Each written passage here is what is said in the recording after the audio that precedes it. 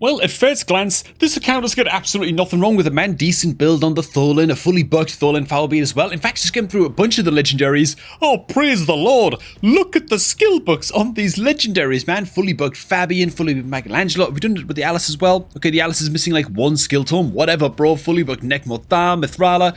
Oh, it's just beautiful. It's only once you take a bit of a closer look that the cracks begin to show on this account. A fully bugged Nekmotham, okay, cool, tight. In a stun set. Ooh.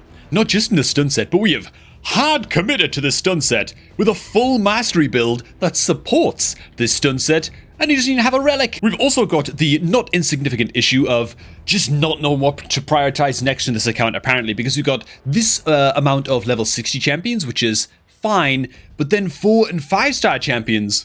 Oh, that's a lot, man. That's a lot. I'm not sure if this counts as level 50 syndrome territory, but it's getting there. Okay, it's threatening. It's early stage. Oh my god. The Nekmotham only like 187 speed as well. Okay, so this is something that Mr. Yugoon did mention. That's his name. Okay, right. He did mention that he was struggling with speeds. I don't know why he needs to have Goon in his name, but I've just got to call him Mr. Goon now for the rest of the video, which it's a little bit uncomfortable, but I'm glad that you guys are here with me to see me through this traumatic experience. We've got a lot of refining of builds to do. We've got some dungeon teams to work on as well. Oh my god, look at the clear speeds on hard mode Golem, bro. 18 minutes? What are we doing it with, man? All rare champions or something? Was this like some kind of challenge clear or something? Oh, yo. Hey, man, before we get to this account takeover, if you're looking to create a new raid account, make sure you get that done right now by using the beginner promo link. It's down below this video at the top of the description box, man. By using that link to create a new raid account, you're going to get all of the free champions that you see on screen right now to kickstart that new account the best way possible, man. Basilius Varanus as your starter legendary, and a few free epic champions to level up your account as you go. It's the best beginner promo link going, so don't miss out, man. Get a new account created today, a new free-to-play adventure, or send that link to a friend even if they're looking to start playing Raid Shadow Legends. So the first thing I'll say about this account is that I feel like it's missed a step in what it takes to build a powerful champion roster, right? The champions we've maxed up are awesome, and I love that they're all bugged. It's an absolute luxury to be doing an account takeover where I'm not crying about the fact that, you know, every legendary champion has like one legendary book into each of them. They've all been spread out perfectly amongst all of the Legos. So that's delightful, right? That's great. What I will say is I feel like we haven't then taken the next step towards refining our roster. What do I mean by that? It's all well and good building a bunch of very, very powerful champions on your account. That's great. That's awesome. But then you've got to specialize those champions for certain areas of the game. Once your champion roster starts to get wider and wider and wider like this, you start to use certain champions for very, very specific jobs because you've got so many options on your account, right? Esther Dreamsong should be like the fastest champion on the account, pretty much, because she's our best aura lead going into arena. She's running at 260 speed. Like, I feel like we can probably improve on that, you know what I mean? So yeah, we've got the likes of the Shamil, who's a great champion option to take into Hydra, and yet, I mean, I'm just gonna, like, his mastery build is a little bit off. It's very, very general purpose. It's going into War Master instead of Giant Slayer, which Giant Slayer is bloody good for Shamil. I mean, it's excellent into both Chimera and Hydra. I'm not sure I'll be using him in the Chimera team exactly on this account, but certainly in a Hydra team. So we're gonna have to rebuild his masteries as well. We are also attempting to push into hard mode dungeons without a into like hard mode Fire Knight, for example, without a single freeze champion level 60 on the entire account. I'm gonna check the Master Vault as well. Yeah, okay, so like what? It's impossible. You need multi-hitter freeze champions built on your account if you're gonna start pushing into hard mode Fire Knight, right? And so the account just lacks focus is the main thing. Oh my god, the Mithrala doesn't have an amulet or a... Where's the Mithrala's jewelry gone? Who stole it? Okay, so first things first, man. First thing to establish on this account, what specialist champion roles are we missing on the account that are actually going to help us to progress into set? There are a lot of level 50s and 40s, you know. There are a lot of... Okay, no, this counts as level 50 syndrome. I've changed my mind, man. This is too... Just looking at it like this, in just all of its glory, like basically every champion on the screen right now is level 50, you know. This is too many. This is too many, man. So yeah, we need to cover what champions to build next on the account. Ice Golem's Peak is obviously a problem for us. An 18-minute clear is not very good, right? Obviously. And so what are the issues that we've got with this Ice Golem's team? It's got no block revive in it. So that's That's no good. Like, we're missing the ability to keep the boss's minions dead. So, Block Revive is missing from the team. We also don't have any HP burners in the team. And HP burn is sort of super effective against hard mode Ice Golem. It does have a decreased attack with the Necmothar and with the Rector, so we're taking care of decreased attack. That's fine. It's got a bit of healing and a bit of shields coming in from the Tagore, but the increased speed buff from the Tagore is already covered by the Necmothar, so that's a bit of a waste. By the way, it does have an HP burn from the Geomancer, but it's a single target HP burn with no activation. I'm just not the biggest fan of Geomancer in such an advanced team like this. You know what I'm saying? We're also relying on only decreased attack debuffs as our real only defensive tools on this team. I mean, sure, the Rector Drath also brings a Perfect Veil buff and some healing and stuff like that. And Perfect Veil actually reduces the damage that your champions take by 15%, you know, sort of in the small print of the buff. So it does do a little bit of damage mitigation, but it's nothing that significant, okay? This team needs more survival tools. Into hard mode Golem, or just into any stage of Ice Golem, your defensive tools should come first, okay? Decreased attack debuff. Great start, kind of mandatory, honestly, to bring along. You want to bring increased defense buffs, ally protection buffs, what else? Shield buffs, Veil we've touched on. Veil is fine, it's not great, it's fine. Strengthen is a little bit better. Strengthen buffs are pretty good for just tanking up a little bit further. And then of course a little bit of AoE healing. And then from there, you can start looking at your damage dealers being things like Block Revive champions and HP burners and that kind of thing. And take care of the defensive tools first would be my advice. And so this right here is the team that I would suggest that we run into Ice Golem. And so the first champ that I recommend, that Mr. Goon, God, there it is again. Mr. Goon, man, the Gooner over here, builds on his account, okay? Miscreated Monster Solid, he's going to give us some protection against the waves with attack all enemies, chance to place stun. It's a 3-turn cooldown, it puts a massive shield buff on all allies for 3 turns. Equal to 25% of damage inflicted. Big old shield buff to help us live against the boss. And you know what, if we get to stun the boss's minions every now and again against Golem, it's also going to be helpful there too. He also brings an ally protection buff that lasts for 3 turns, okay? This is big for surviving against the boss. This is the kind of survival tool that we want to bring along. Necmothar can stick around for obvious reasons. We're going to bring in along Donatello as healer instead of the Rector Drath, because the Donatello, yeah, he's bringing heals, he's bringing debuff cleanse as well, which the Rector doesn't bring. And instead of Veil, he's bringing Strengthen, which is just a little smidgen better as a survival tool. More healing, debuff cleanse, Strengthen, as well as resetting the cooldown of ally skills as well. And there's a whole lot of healing from his AO1, because he's going to be ally attacking in like crazy alongside the Michelangelo, who's going to bring pretty good consistent single target damage, going to bring a decreased defense buff, debuff, another form of stun, and a decreased attack and a leech, right? The Michelangelo, the Donnie, they're just an incredible little partnership. Now, if you wanted to be absolutely psychotic with this team, what we could do is just get rid of the Geo altogether and throw the Raphael into the team, into this Ice Golem squad, because the Raphael, okay, he's squishy. He's squishy, man. He doesn't even have a soul on this account as well, but he brings a Block Revive debuff on his AR1, so once you kill the boss's minions, as long as the Raph gets the killing blow, they stay dead, and that's great against Ice Golem. It's lovely. Just make sure that if you're going to use Raphael into Golem, you go ahead and disable his attack all enemies A2 in the final round of the fight, right? You don't want to be using big AoE skills against the boss, particularly. Because, yeah, you don't want to trigger the big old boss's counterattack before you've killed the boss's minions, otherwise it's going to hit like a bloody truck. So that's a route that we could go down. For now, I leave this set to Geomancer, which I don't know why I pronounced that incorrectly, but there you go. Long story short, Miscreated Monster. Next up, we've got Fire Knight's Castle, where we just kind of stalled out at stage 2 because we don't have a single freeze champion in the team. And so, yeah, of course we stalled out. So against Fire Knight, of course, you need multi-hitter champions. You need champions that bring decreased turn meter and stuff like that. But into hard mode Fire Knight, you can't decrease the boss's turn meter anymore by regular means. You do so by placing freeze debuffs against the boss. And so you need to bring a lot of multi-hitter freeze champions, right? Specialist champions into hard Fire Knight, right? This team, not going to cut it. And so we have work to do, as Saruman once said. This is the team that I would use into hard mode Fire Knight, man. Big changes here. We're going to bring along Farrakhan with his ally attack buff. His ally attack skill on his A3.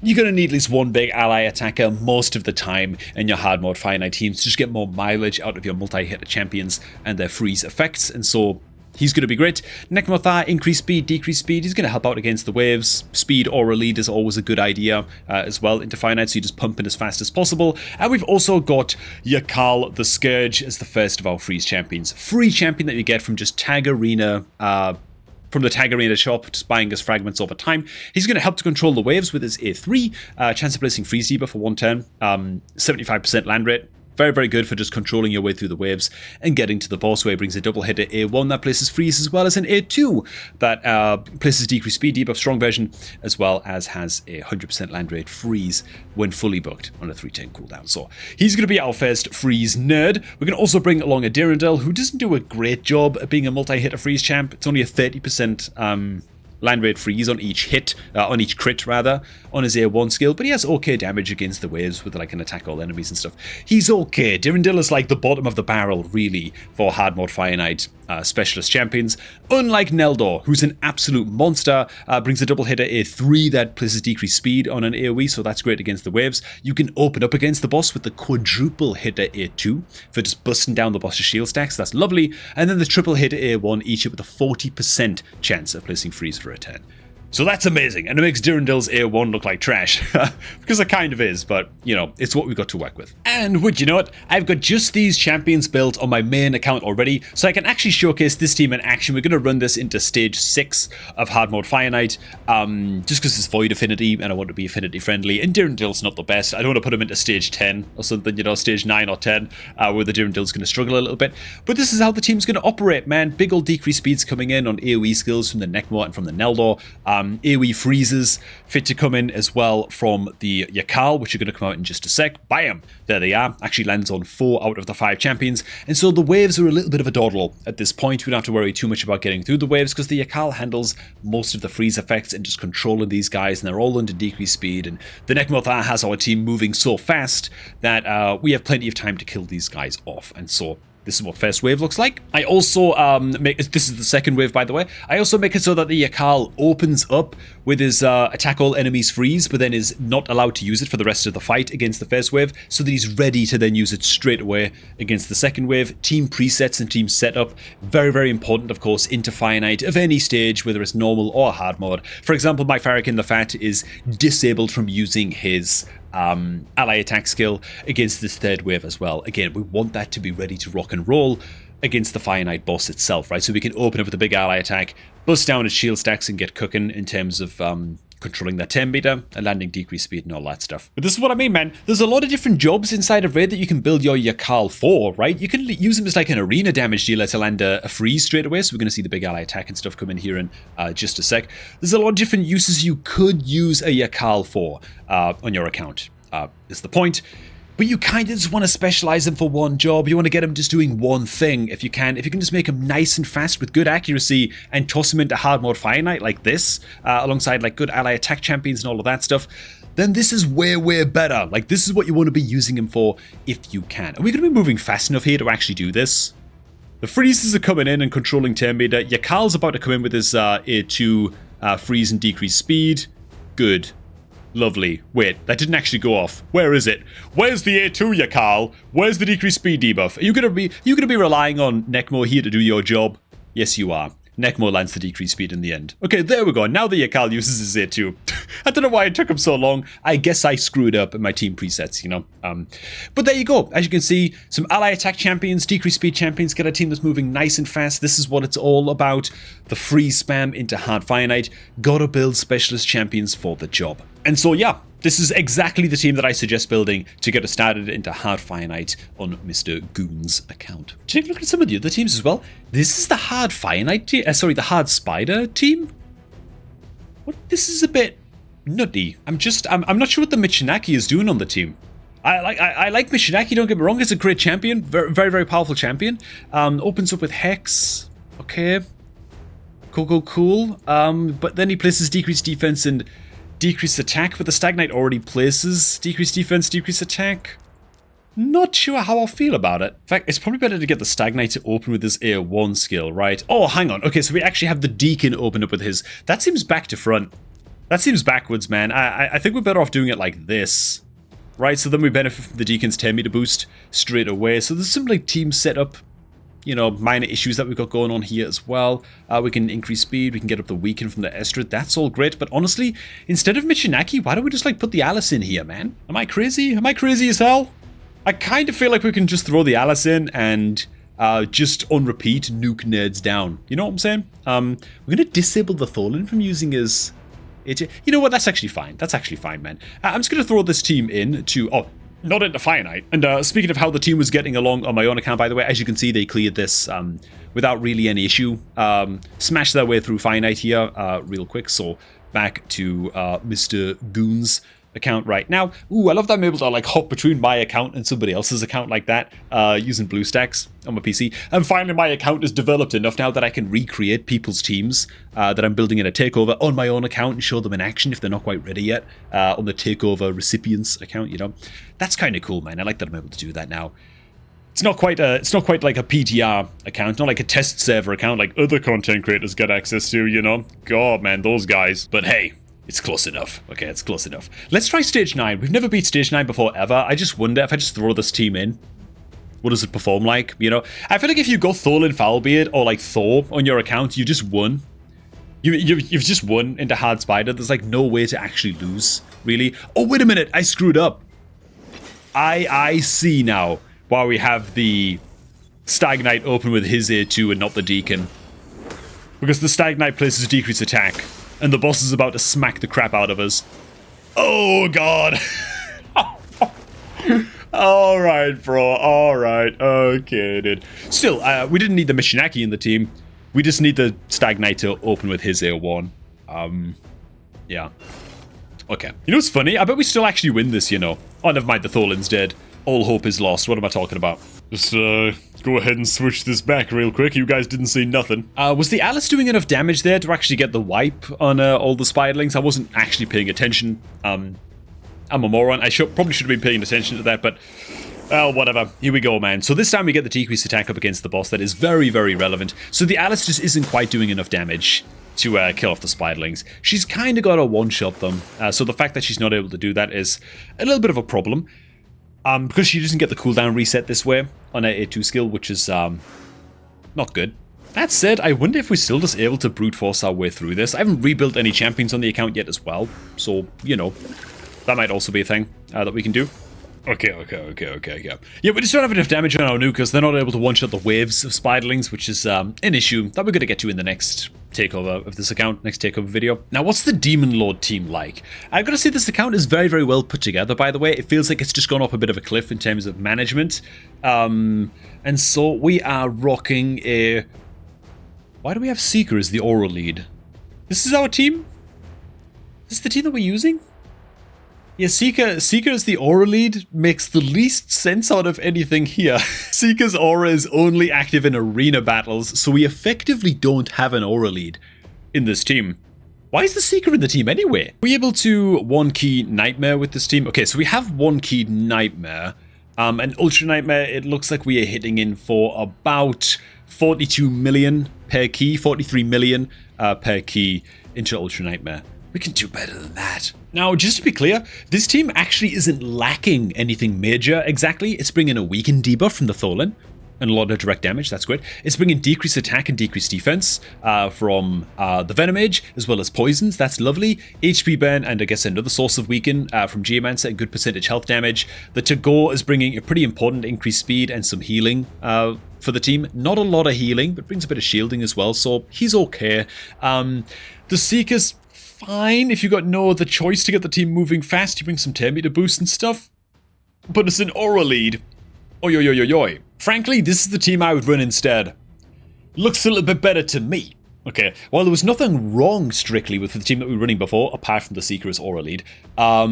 This team just does everything that the other team does, but just way better, you know? The Mikey's going to bring, again, all these champions are booked as well, which is great. Mikey's going to bring 100% land, decreased attack, and decreased defense, as well as good damage, because he's ally attacking a lot with the Donatello. Donatello's going to bring more healing than a Tagore, as well. He's still bringing increased speed. He's also bringing cooldown resets on our skills on the A2. The Strengthen's going to help us live as well. Mithrala's great. She's going to bring increased attack buffs and increased defense buffs, so that's like extra couple of tools here that the previous team just didn't have. She's still going to be bringing the poisons that the Venom Mage would have been bringing as well. Doesn't bring poison sensitivity, but can't win them all. She brings some shields and some debuff cleanse as well, so that's going to be great.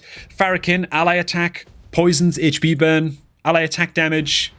You know, I think this team's going to do great. My only concern, just sort of throwing this team in, again, I'm not rebuilding any champions just yet, is that we've got the Mikey and the Farrakhan are both Spirit Affinity, and the boss is currently blue.